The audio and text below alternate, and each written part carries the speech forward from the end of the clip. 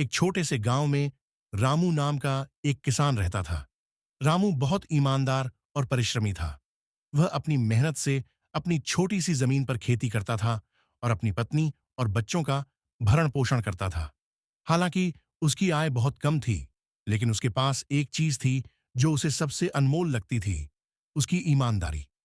एक दिन रामू अपने खेत में काम कर रहा था। अचानक उसकी फावड़ी किसी कठोर चीज से टकराई। उसने देखा कि जमीन में एक पुराना सा बक्सा दफन था। रामू ने उत्सुकता से उसे निकाला और खोला।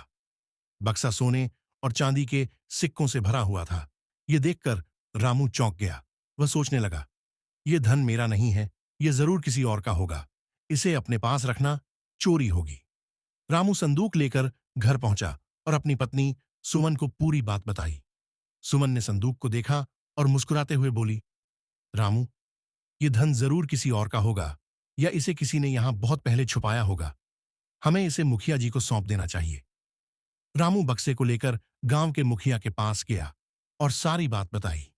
मुखिया ने कहा, रामू, तुमने बहुत बड़ा काम किया है। ऐसा धन पाकर कोई भी लालच में आ सकता है, लेकिन तुमने अपनी ईमानदारी दिखाई। मुखिया ने बक्से को देखा और गांव के सभी लोगों को बुलाया। उन्होंने कहा, यह बक्सा शायद हमारे पूर्वजों का होगा जो यहां खो गया था, लेकिन रामू की ईमानदारी हम सबके लिए एक उदाहरण है।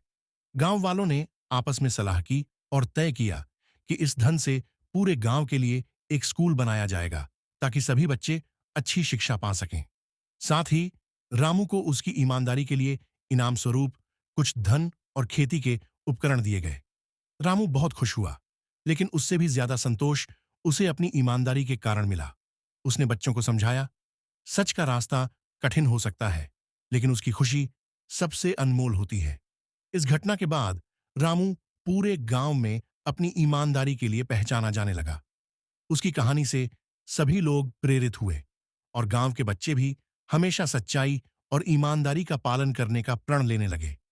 निष्कर्ष, इस कहानी से हमें यह शिक्षा मिलती है कि सच्चाई और ईमानदारी से जीवन में न केवल आत्मसंतोष मिलता है, बल्कि समाज में भी हमारी एक अलग पहचान बनती है।